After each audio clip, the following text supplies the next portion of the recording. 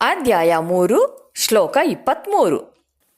ಯದಿ ಹ್ಯಹಂ ನ ವರ್ತೇಯಂ ಯದಿ ಹ್ಯಹಂ ನ ವರ್ತೇಯಂ ಜಾತು ಕರ್ಮಣ್ಯತಂದ್ರಿತಃ ಜಾತು ಕರ್ಮಣ್ಯತಂದ್ರಿತಃ ಮಮ ವರ್ತ್ಮಾನುವರ್ತಂತೆ ಮಮ ವರ್ತ್ಮಾನುವರ್ತಂತೆ ಮನುಷ್ಯಾಃ ಪಾರ್ಥ ಸರ್ವಶಃ ಮನುಷ್ಯಾಃ ಪಾರ್ಥ ಸರ್ವಶಃ.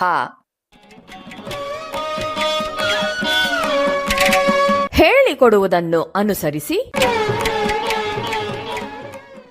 ಯದಿ ಹ್ಯಹಂ ನ ವರ್ತೇಯಂ ಯದಿ ಹ್ಯಹಂ ನ ವರ್ತೇಯಂ ಜಾತು ಕರ್ಮಣ್ಯತಂದ್ರಿತಃ ಜಾತು ಕರ್ಮಣ್ಯತಂದ್ರಿತಃ ಮಮ ವರ್ತ್ಮಾನುವರ್ತಂತೆ ಮಮ ವರ್ತ್ಮಾನುವರ್ತಂತೆ ಮನುಷ್ಯಾಃ ಪಾರ್ಥ ಸರ್ವಶಃ ಮನುಷ್ಯಾಃ ಪಾರ್ಥ ಸರ್ವಶಃ.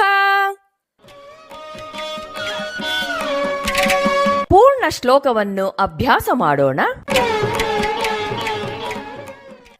ಯದಿ ಹ್ಯಹಂ ನ ವರ್ತೇಯಂ ಜಾತು ಕರ್ಮಣ್ಯತಂದ್ರಿತಃ ಮಮ ವರ್ತ್ಮಾನುವರ್ತಂತೆ ಮನುಷ್ಯಾಃ ಪಾರ್ಥ ಸರ್ವಶಃ.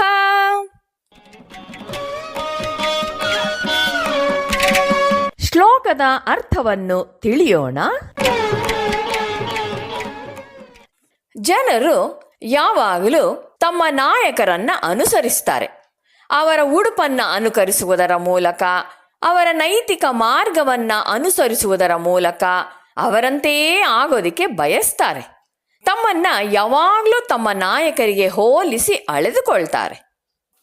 ಶ್ರೀಕೃಷ್ಣ ತನ್ನ ಪಾಲಿಗೆ ಬಂದ ಕರ್ಮವನ್ನ ಯಾವಾಗ ಮಾಡದೇ ಬಿಡ್ತಾನೆಯೋ ಆಗ ಇತರ ಜನರು ಶ್ರೀಕೃಷ್ಣನಂಥವನೇ ಮಾಡಲಿಲ್ಲ, ಆಹಾ ಇದೊಳ್ಳೆ ಉಪಾಯ, ನಾನೂ ಸಹ ಏನೂ ಕೆಲಸ ಮಾಡೋದಿಲ್ಲ, ನಾನು ಏತಕ್ಕೆ ಮಾಡಬೇಕು ಅಂತ ಅನ್ಕೋತಾರೆ. ಆದರೆ ಅವರಿಗೆ ಕೆಲಸ ಮಾಡಿ ಸಂಪಾದಿಸುವ ಅಗತ್ಯ ಇದೆ, ಇತರ ಅನೇಕ ಕರ್ತವ್ಯಗಳನ್ನು ಮಾಡಲಿಕ್ಕೆ ಇದೆ. ಆದರೆ ಶ್ರೀಕೃಷ್ಣನ ಉದಾಹರಣೆಯನ್ನ ಅನುಸರಿಸಿ ಅವರು ಅದ್ಯಾವುದನ್ನೂ ಮಾಡೋದಿಲ್ಲ. ಶ್ರೀಕೃಷ್ಣನಿಗೆ ಇದು ಅವಶ್ಯಕ ಇಲ್ಲ, ಅದಕ್ಕಾಗಿ ಅವನು ಮಾಡಲಿಲ್ಲ. ಆದರೆ ನಾವು ಆ ಸ್ಥಿತಿಯಲ್ಲಿ ಇಲ್ಲ, ನಾವು ಇಲ್ಲಿ ಅವನನ್ನು ಅನುಸರಿಸಬಾರದು ಅಂತಲೂ ಯೋಚಿಸೋದಿಲ್ಲ. ದೊಡ್ಡವನು ಮಾಡಿದಂತೆ ಅನುಕರಿಸಲು ಯತ್ನಿಸ್ತಾರೆ. ಜನ ಕುರಿಯ ಮಂದೆಯಂತೆ ಏನೂ ಆಲೋಚನೆಯನ್ನೇ ಮಾಡದೆ ಮುಂದಿನವರನ್ನ ಅನುಸರಿಸುತ್ತಾರೆ.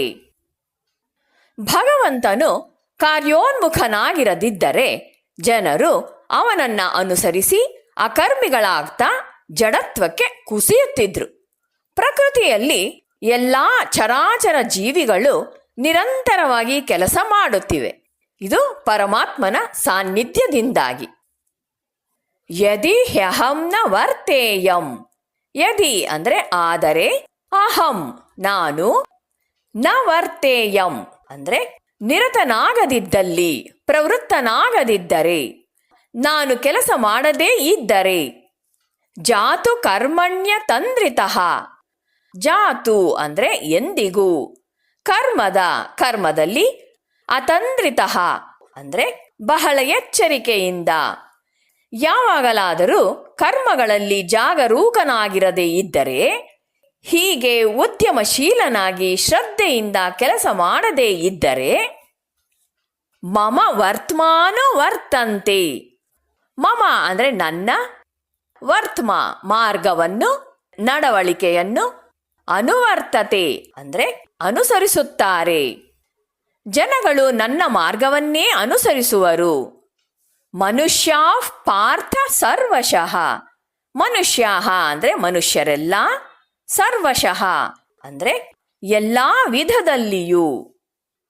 ಎಲೈ ಅರ್ಜುನ, ನಾನು ಜಾಗರೂಕನಾಗಿ ಕರ್ಮದಲ್ಲಿ ಯಾವಾಗಲಾದರೂ ಪ್ರವೃತ್ತನಾಗದಿದ್ದರೆ ಮನುಷ್ಯರು ನನ್ನ ಮಾರ್ಗವನ್ನು ಸರ್ವ ಪ್ರಕಾರಗಳಿಂದಲೂ ಅನುಸರಿಸುವರು. ಉದಾಹರಣೆಗೆ, ಮನೆಯಲ್ಲಿ ತಂದೆಗೆ ಮಕ್ಕಳ ಜೊತೆ ಗೊಂಬೆಗಳೊಂದಿಗೆ ಆಡುವ ಅವಶ್ಯಕತೆ ಇಲ್ಲ. ಮಕ್ಕಳು ಆಡಬೇಕು. ಆದ್ದರಿಂದ ಅವರಿಗೆ ಆಟದಲ್ಲಿ ಆಸಕ್ತಿಯನ್ನ ಉಂಟು ಮಾಡೋದಿಕ್ಕಾಗಿ ತಂದೆಯೂ ಮಕ್ಕಳೊಂದಿಗೆ ಸೇರಿ ಆಡ್ತಾನೆ. ಮಕ್ಕಳ ಚೆನ್ನಾದ ಬೆಳವಣಿಗೆಗೆ ಅಂತಹ ತಂದೆ ಮಕ್ಕಳ ನಡುವಣ ಭಾವ ಸಂವಹನ ಅತ್ಯಗತ್ಯ. ಅದೇ ರೀತಿಲಿ ಭಗವಂತನು ಇದಾವ ಅವಶ್ಯಕತೆಯೂ ಇಲ್ಲದಿದ್ದರೂ ಸದಾ ಕ್ರಿಯಾತ್ಮಕನಾಗಿ ಪ್ರಪಂಚದ ನಿರಂತರ ಸೇವೆ ಮಾಡದಿದ್ದರೆ ಪ್ರಪಂಚ ಈಗಿರುವಂತೆ ಅಸ್ತಿತ್ವದಲ್ಲಿ ಇರ್ತಿರ್ಲಿಲ್ಲ. ದೊಡ್ಡ ದೊಡ್ಡ ಅಲೆಗಳೆದ್ದರೂ ಸಹ ಸಾಗರವು ಮೇಲೇಳೋದಿಲ್ಲ. ಆದರೂ ಸಾಗರನೇ ಇಲ್ಲದಿದ್ರೆ ಅಲೆಗಳು ಮೇಲೆದ್ದು ನರ್ತಿಸೋದಿಕ್ಕೆ ಆಗ್ತಿರ್ಲಿಲ್ಲ. ಅದೇ ರೀತಿಲಿ ಭಗವಂತನು ಸದಾ ಕ್ರಿಯಾತ್ಮಕನಾಗಿ ಪ್ರಪಂಚವನ್ನ ಸೇವಿಸದಿದ್ದರೆ ಜಗತ್ತಿನ ಬದುಕು ಜಡವಾಗಿರ್ತಿತ್ತು.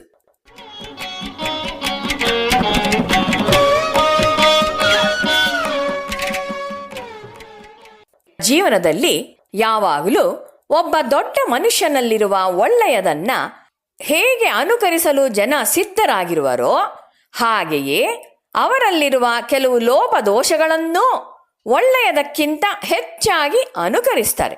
ಏಕೆಂದರೆ ಕೆಟ್ಟದ್ದನ್ನ ಅನುಕರಿಸುವುದು ಸುಲಭ. ಮುಂದೆ ಇರುವವನು ಇದಕ್ಕೆ ಅವಕಾಶವನ್ನ ಕೊಡಬಾರದು. ಒಬ್ಬ ಸಮಾಜವನ್ನ ಬಿಟ್ಟು ನಿರ್ಜನ ಅರಣ್ಯದಲ್ಲಿಯೋ ಗುಹೆಯಲ್ಲಿಯೋ ಇದ್ರೆ ತನಗೆ ತೋಚಿರುವುದನ್ನ ಮಾಡಬಹುದು. ಸುತ್ತಮುತ್ತ ಇರುವ ಜನ ನಮ್ಮನ್ನ ನೋಡ್ತಿರುವಾಗ ಹಾಗೆ ಮಾಡೋದಿಕ್ಕೆ ಆಗೋದಿಲ್ಲ. ನಾವು ಮಾಡುವ ಕೆಲಸದಿಂದ ಸುತ್ತಮುತ್ತ ಇರುವ ಜನರ ಮೇಲೆ ಯಾವ ಪರಿಣಾಮ ಉಂಟಾಗತ್ತೆ ಅನ್ನುವ ದೃಷ್ಟಿಯಿಂದ ನೋಡ್ತಾ ಇರಬೇಕಾಗತ್ತೆ. ಉದಾಹರಣೆಗೆ ಶ್ರೀರಾಮಕೃಷ್ಣರ ಜೀವನದಲ್ಲಿ ಇದನ್ನ ನೋಡ್ತೇವೆ. ಅವರು ಅದ್ವೈತ ಸಾಧನೆ ಮಾಡಿ ನಿರ್ವಿಕಲ್ಪ ಸಮಾಧಿಯನ್ನ ಪಡೆದವರು. ಎಲ್ಲ ಕಡೆಯಲ್ಲಿಯೂ ಒಬ್ಬನೇ ಇರೋದು, ಅವನಲ್ಲದೆ ಬೇರೆ ಅವರಿಗೆ ಏನೂ ಕಾಣ್ತಾ ಇರಲಿಲ್ಲ. ಆದರೂ ಅವರು ವಿಗ್ರಹಾರಾಧನೆಯನ್ನ ಬಿಡಲಿಲ್ಲ. ಗರ್ಭಗುಡಿಗೆ ಹೋಗಿ ದೇವಿಯ ಎದುರಿಗೆ ಭಕ್ತಿಯಿಂದ ಬಾಗುತ್ತಿದ್ರು. ಸಗುಣ ದೇವರನ್ನ ಯಾವಾಗಲೂ ಒಂದು ಊರುಗೋಲಿನಂತೆ ಇಟ್ಟುಕೊಂಡಿದ್ರು. ತಾವು ಇದ್ದ ದೇವಸ್ಥಾನದಲ್ಲಿ ಕಾಲ ಕಾಲಕ್ಕೆ ಆಗ್ತಿದ್ದ ಪೂಜೆ ನೈವೇದ್ಯಗಳಲ್ಲಿ ಒಂದು ಚೂರೂ ತಪ್ಪದಂತೆ ನೋಡ್ಕೊಳ್ತಿದ್ರು. ಇದರಿಂದ ಅವರಿಗೇನು ಪ್ರಯೋಜನ ಆಗ್ತಿರ್ಲಿಲ್ಲ. ಆದರೆ ಅವರೇನಾದರೂ ಇದಕ್ಕೆ ಅಜಾಗರೂಕತೆಯನ್ನ ತೋರಿಸಿದ್ರೆ ಸುತ್ತಲೂ ಇರುವವರು ಅವರನ್ನೇ ಅನುಕರಿಸ್ತಿದ್ರು. ಉದಾಹರಣೆಗೆ ಅವರು ಒಂದು ನಿದರ್ಶನವನ್ನ ಕೊಡ್ತಿದ್ರು. ಬೋಧಿಸುವವನು ತಾನು ಬೋಧಿಸುವುದಕ್ಕೆ ಉದಾಹರಣೆಯಾಗಿರಬೇಕು ಅಂತ, ಇಲ್ಲದೆ ಇದ್ರೆ ಅವನ ಮಾತಿಗೆ ಬೆಲೆ ಇಲ್ಲ ಅಂತ ಹೇಳ್ತಿದ್ರು. ಒಂದು ಉದಾಹರಣೆ ಕೊಡ್ತಿದ್ರು. ಒಬ್ಬ ತಂದೆ ತನ್ನ ಮಗುವನ್ನ ಕರೆದುಕೊಂಡು ಡಾಕ್ಟರ್ ಹತ್ರ ಹೋಗ್ತಾನಂತೆ. ಡಾಕ್ಟರ್ ಆ ಮಗುವನ್ನ ನೋಡಿ ಟೆಸ್ಟ್ ಮಾಡಿ ನಾಳೆ ಬಾ, ಏನು ಮಾಡಬೇಕು ಅನ್ನೋದನ್ನ ಹೇಳ್ತೇನೆ ಅಂತ ಹೇಳಿ ಕಳಿಸ್ತಾರೆ. ಮಾರನೇ ದಿನ ಬಂದಾಗ ಆ ಮಗುವಿನ ತಂದೆಗೆ ಈ ಹುಡುಗನಿಗೆ ಬೆಲ್ಲ ಮುಂತಾದವುಗಳನ್ನ ಕೊಡಬಾರದು ಅಂತ ಹೇಳ್ತಾರೆ. ಇಷ್ಟನ್ನು ಮಾಡಿದರೆ ಸಾಕು, ಕಾಯಿಲೆ ಗುಣವಾಗುತ್ತೆ ಅಂತ ಹೇಳಿ ಕಳಿಸ್ತಾರೆ. ಅಲ್ಲಿ ಹತ್ರ ಇದ್ದವನು ಆ ಮಗು ಹೋದ ಮೇಲೆ ಕೇಳ್ತಾನೆ ಡಾಕ್ಟರ್ನ, ನೀವು ನಿನ್ನೆನೇ ಇದನ್ನ ಹೇಳಿಬಿಡ್ಬೋದಾಗಿತ್ತು, ಇವತ್ತು ಕೂಡ ಆತ ಬರುವಂತೆ ಏತಕ್ಕೆ ಮಾಡಿದಿರಿ ಅಂತ ಕೇಳ್ತಾನೆ. ಅದಕ್ಕೆ ಡಾಕ್ಟರ್ ಹೇಳ್ತಾರೆ, ನೋಡು, ನಿನ್ನೆ ನಾನಿದ್ದ ಸ್ಥಳದಲ್ಲಿ ಬೇಕಾದಷ್ಟು ಬೆಲ್ಲದಚ್ಚುಗಳ ಪಿಂಡಿ ಇದ್ದವು.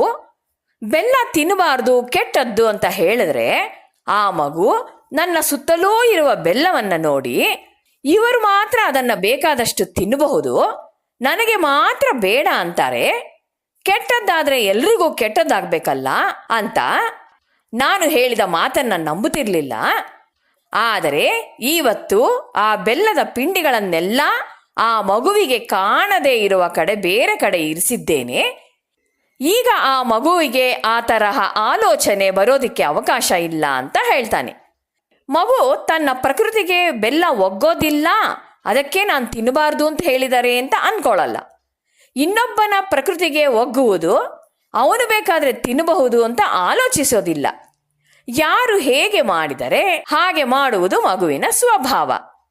ಅದರಂತೆಯೇ ಬಹುಪಾಲು ಮಾನವರು ವಯಸ್ಸಿನಲ್ಲಿ ದೊಡ್ಡವರಾಗಿರಬಹುದು, ಬುದ್ಧಿಯ ವಿಕಾಸದಲ್ಲಿ ಆ ಮಗುವಿಗಿಂತಲೂ ಮೀರಿ ಹೋಗಿಲ್ಲ.